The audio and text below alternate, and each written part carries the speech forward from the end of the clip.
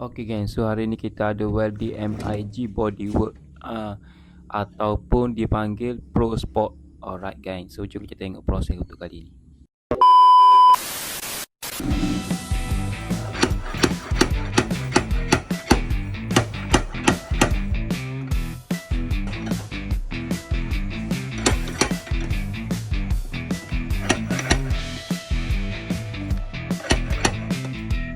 Okay gang, jika korang nak beli, korang boleh tekan link dekat bawah tu gang. Cuba korang tengok berapakah harga yang korang dapat.